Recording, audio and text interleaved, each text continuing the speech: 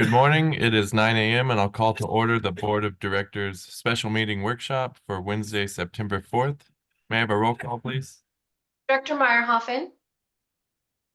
Here. Director Duff. Present. Director Martin. Present. Vice President Griffith. Present. President Sewell. Here. Thank you. We have quorum. Thank you. And all 5 directors are present. We can skip item 3 and move on to public input. This is the opportunity for members of the public to address the board on matters within the board's jurisdiction. Please limit comments to 3 minutes or less. State law prohibits the board from discussing or taking action on any item not listed on the agenda. Do we have any members of the public wishing to address the board today? President Sewell, we do not. All right. Thank you very much. And I believe we're going to have a slight change to our agenda order. We'll be moving closed session up. All right. And Counselor, would you like to report on the items for closed session before we head in? Yes, the board will be meeting in closed session on item 10, which is conference with legal counsel, anticipated litigation, 1 potential case. Actually, it's 2 cases, 2 potential cases. And item 11, conference with legal counsel regarding existing litigation. And the case number is listed there. It's Southern California Edison versus the California State Board of Equalization. Item 12 is conference with legal counsel, anticipated litigation, significant exposure to litigation. And that's 2 potential cases. And then item 13, public employee performance evaluation, and that involves district's legal counsel. Okay, thank you. And with that, we'll head into closed session. All right, we'll reconvene from closed session. Counselor, can you report out? Yes, there was no reportable action taken on any of the closed session items. Thank you. Moving on to items for discussion. Item 5, CalPERS actuarial report changes and updates. General Manager. Thank you, President Sewell. Our Director of Finance, Arturo Ceja. Hopefully he is in his office.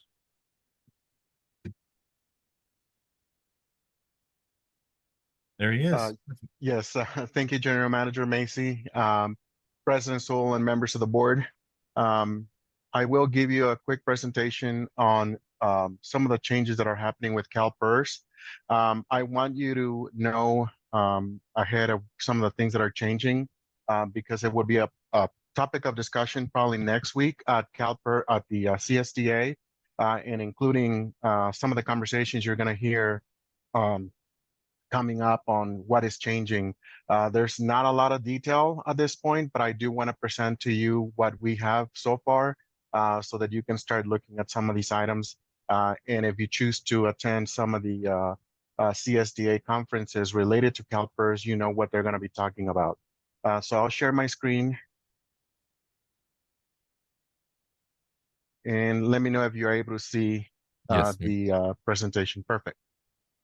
And again, so what happened this year is, in effect, is the Secure Act 2.0, which basically tells employers to provide additional information to employees in reporting to better make decisions and to review what we are reporting to our employees and to the public. And also for us to do a better job at projecting costs over the long run. So it's just a more structured way of providing retirement information. We have done this as well with our 457 and 401A for our employees. It is a little bit more, provides more benefits to the employees in terms of those benefits, such as loans provisions, buying a home. It allowed for those type of additional benefits to our employees. However, with CalPERS, it's primarily reporting. This is some of the changes that you're going to see that people are going to be talking about. Summary of key evaluation results. And it's basically CalPERS providing a lot of the more detailed information up front. And I'll just go over a few of these so you understand what they're talking about. The employer normal cost rate. This is a percentage of payroll that gets paid to CalPERS every single payroll. In addition, we have the unfunded accrued liability contribution amount. This is an annual payment that we can either pay once a year or pay over 12 payments. If we prepay the amount, that 805,774 divided by 12 is at 67,000. However, we have chosen to prepay it at 779, which allows for a savings of roughly $30,000 per year to the district. And again, it's primarily to take advantage of those savings as opposed to paying it every single month to CalPERS. One of the things they're doing is that percentage has been changing over the ever since CalPERS has been in effect. That number percentage of payroll changes every year. What they're trying to do now is they want to make that percentage consistent coming up over the next going forward. So that 15.24 that was for current 24-25, after next year 25-26 is going to be 15.3%. They're going to make up the difference in that annual unfunded liability amount. And why wouldn't they? A lot of districts prepay that amount, and they would rather have that, money in front of them sooner than later throughout the year. Quick review of the required employer contributions. Again, 15.3% of the 25-26. And just so you have a good review of this, these numbers are based on the actual 2023 fiscal year ending numbers. What we do in terms of the audit is we took the 2023, which is 2 years behind, take the knowns, which are the employer and employee contributions, and that's how we arrive at the 2024 audited numbers that we're going to present later in the year. This again is the summary that we get from CalPERS telling us the percentage that the district has to pay and what we have to enter into our system to take out of payroll. For historical purposes, here you can see that again, 25-26 is going to be that 15.3%. Prior years, 15.24, 15.17, 13. Going back to 13-14, when we implemented PEPRA, that number was 26.9 for the district. The reason for that was we had the catch-up contributions that we were doing when we first implemented CalPERS for employees, which is why that number was so significantly higher. But as you can see from there on, those numbers have gone up over the last years, and now it's going to be consistent at 15.3% and 8% for the classic employees contribution. And for PEPRA, that number has also gone up, not quite significantly, but it is going up as well. The annual contributions that we have paid over the last 5 years have also gone up from $512,000 in 2022 to $790,000. That 678, in fact, you'll see it in the register of demands at the next board meeting. That is the amount we pay in July for the entire year for the district. And just for comparison purposes, for classic employees, we currently have 17 employees in this program, and we have 34 under the PEPRA. So those numbers are starting to go towards the side of PEPRA, which should reduce that benefit for the district. However, one of the concerns I have is if you see the projected employer contributions, those numbers only keep going up. And so the trends are not matching what's happening with the with payroll. If payroll is going lower based on those contributions of percentage, why is our contribution going up in terms of the unfunded liability? The quick answer to that is that the CalPERS assumes a return on investment. That number was 7.5% in prior years, and it has trickled down to 6.8%. And this is what they're going to assume going forward as the assumed return on investment. What happens when we have a difference in returns? The 2023-2024 year, they are the preliminary number is 9.3% higher, which they take the difference of the 9.3 versus a 6.8. And they basically, what they do is like a mortgage, they add that number over a 20-year period, and that's how we're paying it back to CalPERS or getting the benefit reduced from that amount that we have to pay every year.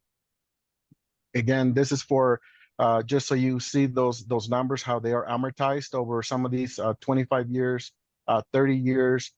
Usually what ends up increasing our numbers are those assumption changes. What is an assumption change? When they basically come back and say people are living longer, therefore the benefit has to be paid out, increase in payouts.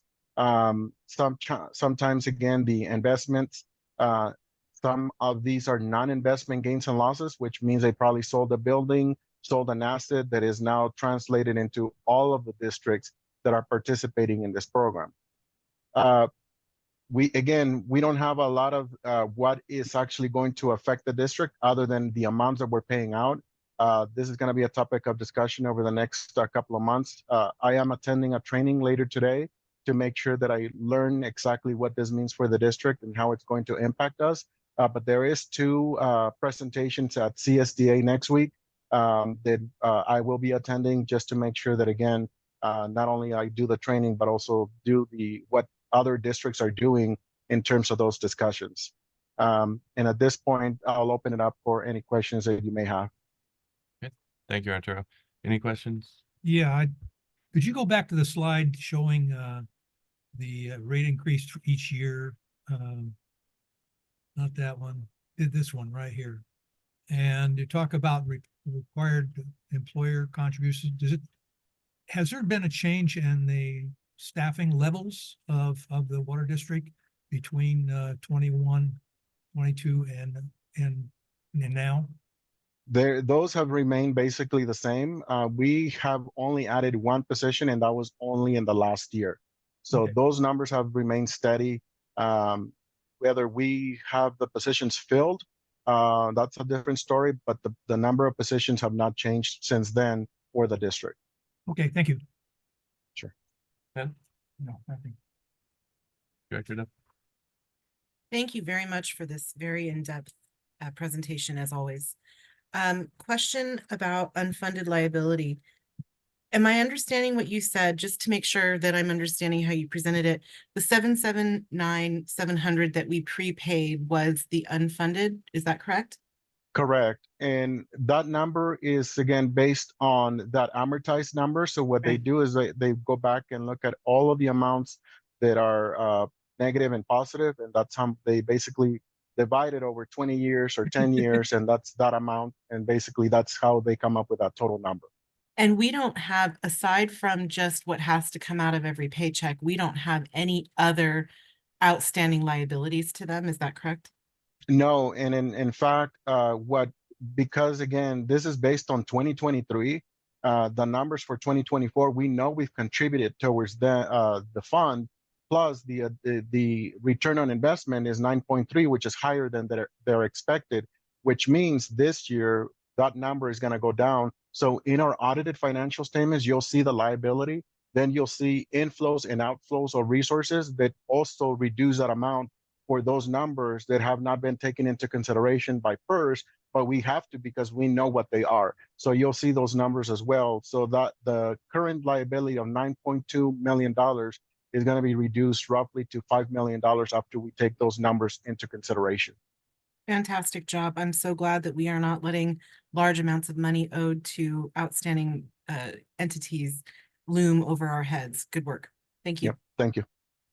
And I just had one question, Arturo. You mentioned that employer cost rate. Is that actually going to be a benefit that they're capping it? Or it seems like it's going to be consistent for, I think you showed 5 or 6 years. Yeah, it is a good thing for us because we know now the expected, it's better for budgeting purposes. We know how much we're going to pay every year based on the payroll. However, that number does go up under that unfunded liability payment. And they also are making a better job at providing us that number. So it is a lot easier for us to then come up with what we're going to pay. And just so you know, roughly this year, we have paid $1.6 million for the entire year. As you can see, for 2028-29, if that number is $1 million plus that 15.3% of payroll, that's going to slightly go up, but it is not significantly, the difference that we are paying now. So it is remaining consistent, which is a good thing for the district. And then I'm looking at your slide, it does say projected. Is there something that would change those numbers, or are those 15.3s pretty set in stone? And no, they are always going back and forth, and I wouldn't be surprised if they come back again and change that projected return on investment. As you know, those numbers fluctuate every single year. However, PERS likes to have a set number so that they can determine what amount to charge the district. Again, this is 2020. The numbers for 2025, 2026. So they're 3 years behind. They want to have a way for them to come up with a number to charge the district. But then we have to go back and put it into current year terms, which, we have to bring that rate of return to what it actually is. So I wouldn't be surprised. That's usually what keeps changing.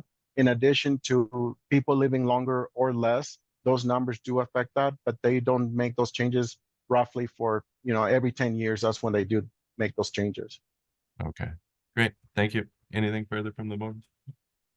All right, thank you, Arturo. Thank you.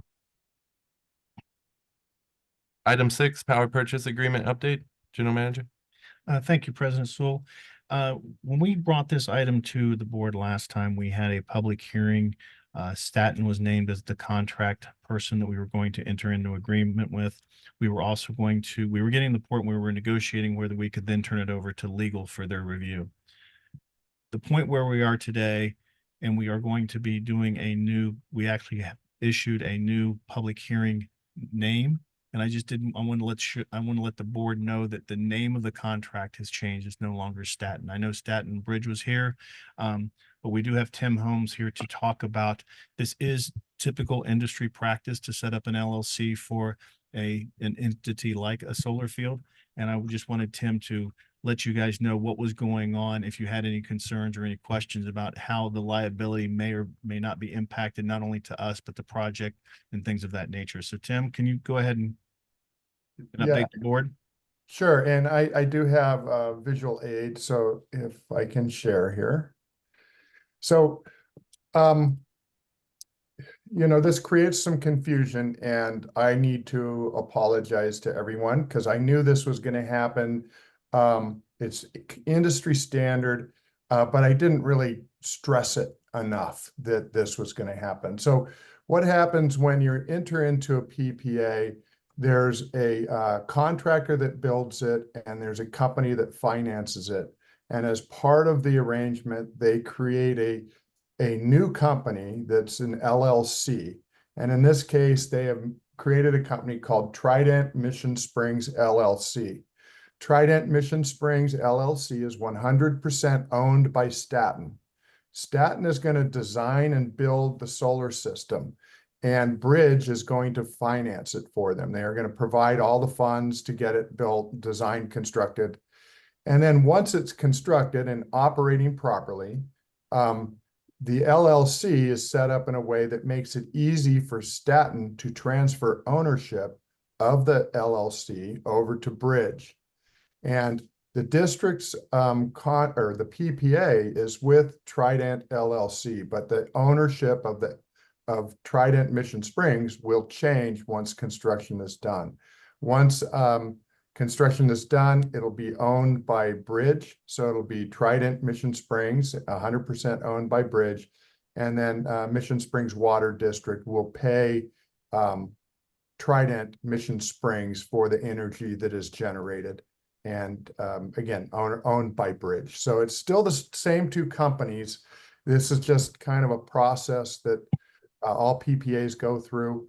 And we've been looking at the PPA contract, and the ownership has been blank. So it just wasn't, didn't seem critical compared to all of the other details in the PPA that we were negotiating and discussing, and it just kind of slipped by me. So again, if this creates confusion, I apologize for that, but that's why we are reposting it.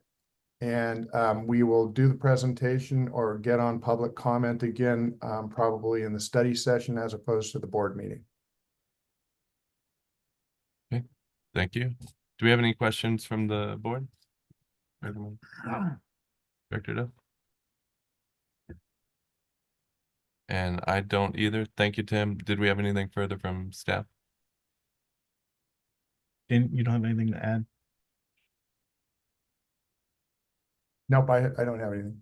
Okay, Danny wants to say Okay. something. Thank you, General Manager Macy. Good morning, President Sewell, members of the board. The only thing I'll add is to support what Tim just summarized. There's an email we received and it breaks down the mechanics of it. It's much more complex than that. We have shared, as Tim mentioned, with legal. John Pinckney and his firm has looked at it and it seems consistent. That's why we did the change in our public hearing notice. That'll also go along with our staff report and the other documents like the resolution. They provided 3 references. Staten did. 2 of them were similar to the original NG project that we brought forth months ago, and one with City of Lake Tahoe was a PPA, and it also we reached back out to them. Donna and Tim reached back out to them and asked them, did this happen to them? Again, as Tim said, it's pretty standard in this industry. It did, and they came back. I was getting ready to cue the email up, but essentially it stated that it did happen to them. It was an LLC. It didn't change anything in their agreement to purchase the power. It didn't change anything in their agreement to lease the property, as well as there were no changes in any of the long-term O&M. So it was a good thing to read for the district, but I just wanted to share that in support of what Tim provided this morning. Thank you.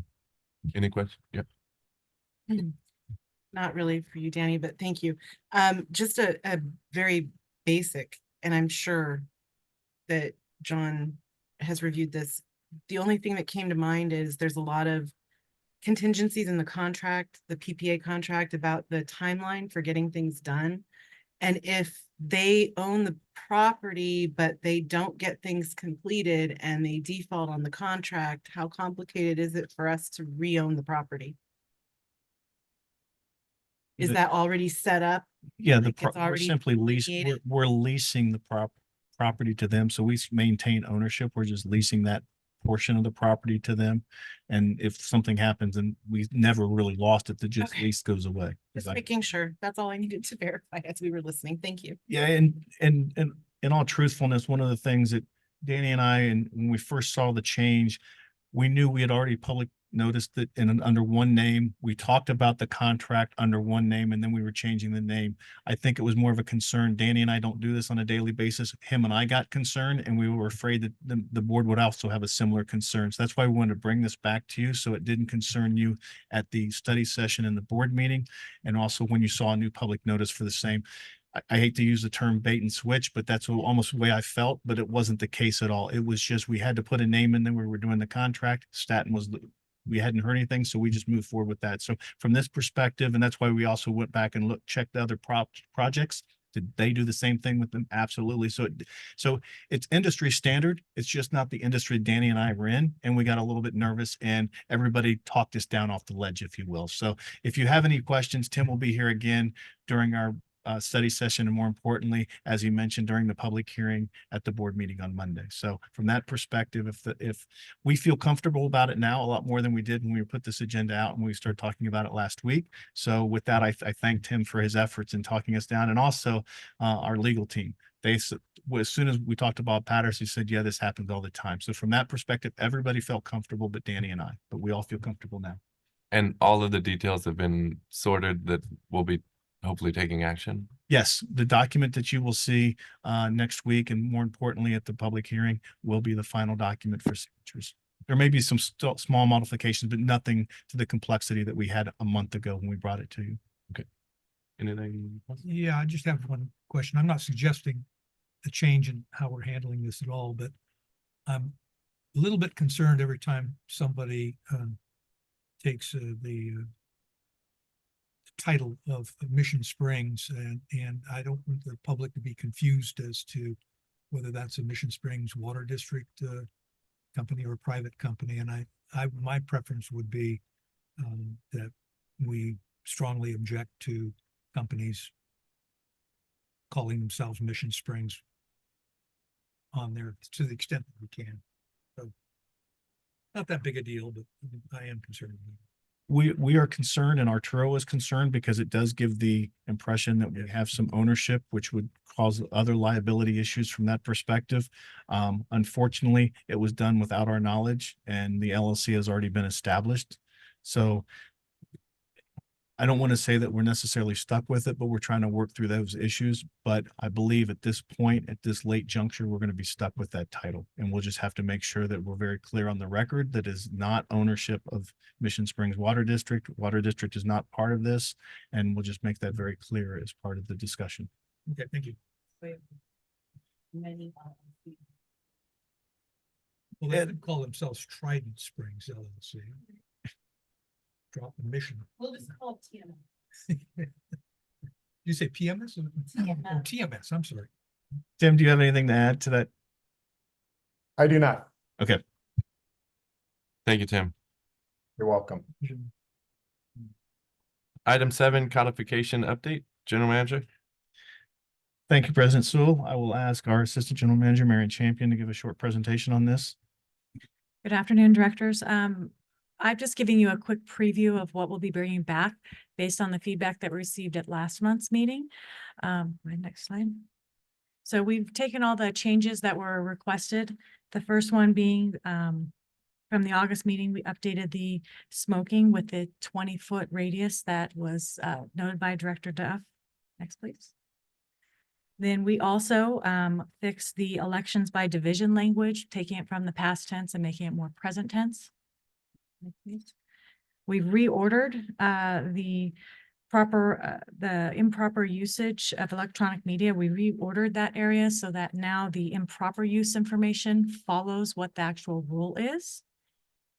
And then we've actually taken the no smoking policy in the Rule 8, and we've made it mirror what the other one is, so that the two actually align. We've also fixed where it said any kind, and we've changed that, and we've defined what the substances are. And the only one that is really still under being worked on right now is when we look at that ChatGPT. And I know we talked about AI and ChatGPT, and talking to Caitlin about this, she recommended that we instead create some general language in the codification that states that we will have a AI policy and prohibiting the use of AI in any way that would compromise the district, but that we actually take it more as a policy and a procedure because of the fact that AI is moving so rapidly right now. Otherwise, we'd have to bring this back and keep rechanging the codification every time we want to make a change. And I think that's a very fair way to look at it. So she is drafting some language for that would get incorporated into here. So you'll see that at the next study session. And then that's all the changes I have right now, but I also wanted to open this up in case you had any additional things you wanted to see or anything before the study session that I could prepare. Anything further from the board requests? Or... Director Martin? Anything further? Any questions? Or... Thank you for updating this section that I mentioned. Appreciate it. Thank you, Marion. Thank you. Item 8, General Manager's comments. Just one comment. We will be at the Planning Commission on September 10th for the Critical Services Center and our lot line adjustment. I know we've been given a couple of different presentations over the last couple of months, but it will be on the Planning Committee agenda, and I will make sure to send the invite to everyone to show you what the staff report looks like. There is also going to be another item, I believe, on that agenda as it relates to rear yard easements. It's not only for us, but it's for all utilities. Because we are there, we may be asked to speak on that and what our plan is. And our plan is simply that we've worked on prioritizing our roughly 7 miles of rear yard easements and how we're going to work through getting those out when we can. We have done that in the past, so it's a continuing program. It's something that we've always done, and we're going to be doing it on M2. The next big project that we have is related to our groundwater protection program. So it's not a new program for us. It's something we've always done. But more importantly, the zoning requirements do not allow us to put rear yard easements. Everything's in the right of way now. So it's an issue that we'll just have to work through. So that's really all I had. What's the date again?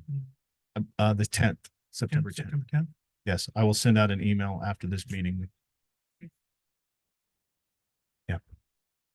Yes, we have yes, good point. We do have CSDA next week. We'll have the Yeah. planning commission Sorry, we'll have planning commission on Tuesday, and then we have study session. we have a study session after the end of CSDA on Thursday. So it's going to be a busy week. Yeah, because I think Thursday, CSDA is over like at 10 o'clock in the morning, isn't it? Something like that.